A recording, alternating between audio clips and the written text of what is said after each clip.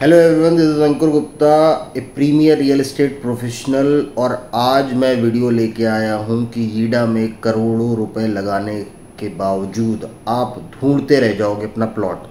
ये बात मैं किस बेसिस पे कह रहा हूं? अभी अमर उजाला का एक आर्टिकल भी आया है, उन्होंने ज़मीनी हकीकत की जाके ग्राउंड रिपोर्ट की है। और ये 2-3 दिन पहले अमर उजाला में आर्टिकल छपा है कि भाई यमुना में ग्राउंड पे क्या डेवलपमेंट है। जैसा मैंने अपने पिछले कई वीडियोस में बताया कि ग्राउंड पे डेवलपमेंट कुछ है नहीं, वही चीज़ें अमर उजाला ने भी इस बात पे मोहर लगाई है। और ये आर्टिकल जो अमर उजाला ने निकाला है उस पर ये सारी बातें साबित हो गई हैं। देखिए, ईडा में मैंने बताया कि ऑलरेडी डेवलपमेंट ना होने की वजह से जो प्राइस चल रहा है वो ऑलरेडी ओवर प्राइस प्रॉपर्टी है।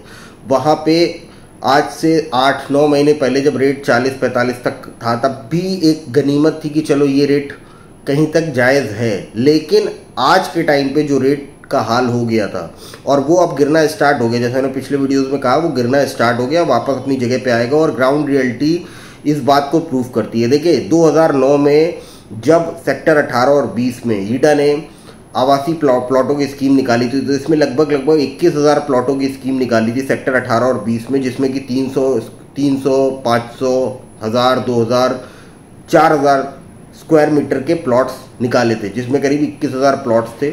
और बाद में करीब 650-700 किसानों ने केस कर दिया तो इस वजह से मामला थोड़ा सा पेंडिंग हो गया था, डेवलपमेंट नहीं हो पा रहा था।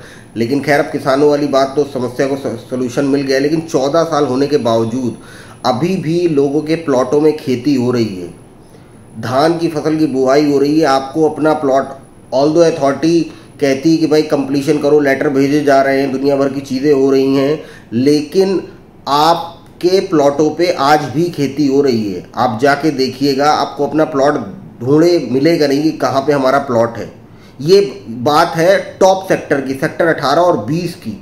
बाकी जो नए सेक्टर्स हैं जिसमें 16 और 17 बाकी सेक्टर्स की बात तो बहुत दूर की बात है। वहाँ तो आपको दूर दूर तक कुछ दिखाई नहीं पड़ेगा, अभी भी झाड़ियाँ उगी हुई हैं, खेती हो रही है। आपको अपने प्लॉट, ऑल्दो अथॉरिटी की तरफ से बार बार प्रेशर डाला जा रहा है कि भाई रजिस्ट्री करा लो, कंप्लीशन करा लो, ये सारी चीज़ें कर लो, लेकिन कैसे आप कर सकते हो? आपको जब खुद अपना प्लॉट ही नहीं दिखाई पड़ेगा तो आप कैसे ये सारी चीज़ें कर सकते हो? और ये बात साबित हुई है इस आर्टिकल में। देखिए, बेसिक आपको कंप्लीशन कराना है, अगर मान लीजिए अथॉरिटी की तरफ से मिल भी रहा है तो आपको कंप्लीशन कराना है, तो कंप्लीशन कराने के लिए आपको पानी चाहिए, बिजली चाहिए, सड़कें चाहिए सामान ले जाने के लिए।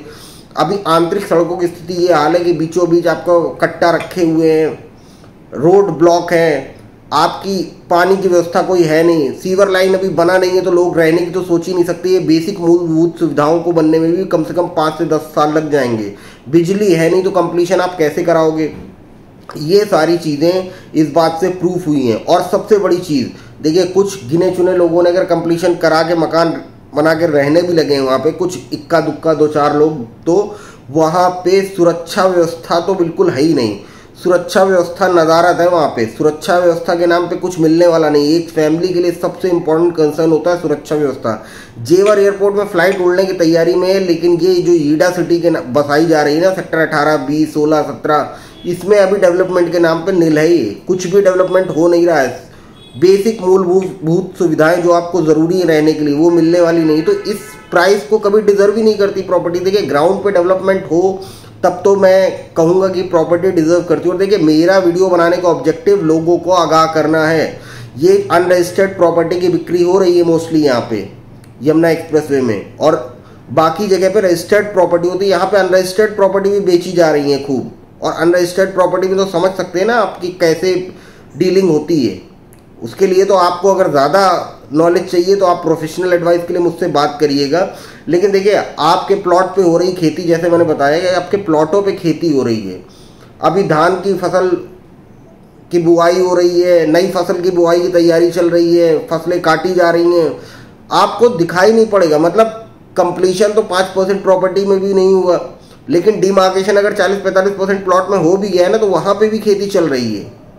अब आप खुद सोचिए कि आप अपना प्लॉट कहाँ ढूंढेंगे, कैसे ढूंढेंगे, मुझे तो समझ में नहीं आता। प्लॉट ढूंढने में मिलेगा नहीं आपको, तो उस प्रॉपर्टी के इतने रेट आप अगर खरीदने, एज अ न्यू बायर मैं आपको कहूँगा कि अगर आप प्रॉपर्टी खरीदने जा रहे हो तो जिस रेट पे प्रॉपर्टी डिजर्व करती है उसी रेट पे प्रॉपर्टी खरीदनी चाहिए।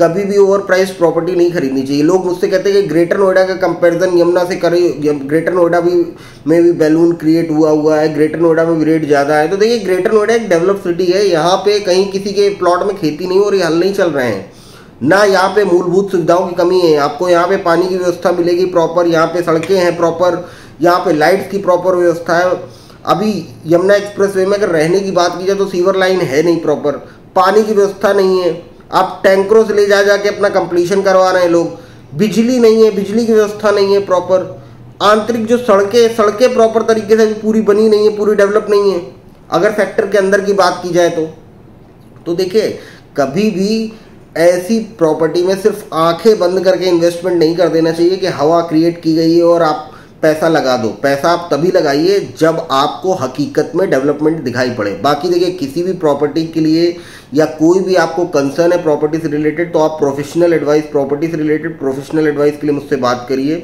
और मेरी कोशिश होगी कि मैं आपको बेस्ट सोल्यूशन दूँ। बाकी मेरे वीडियोज़ अगर आपको पसंद आते हैं तो please subscribe my YouTube channel, follow हमें करिए फेसबुक पेज पे और इंस्टाग्राम पे भी आप हमें फॉलो कर सकते हैं। बाकी thank you, have a good day.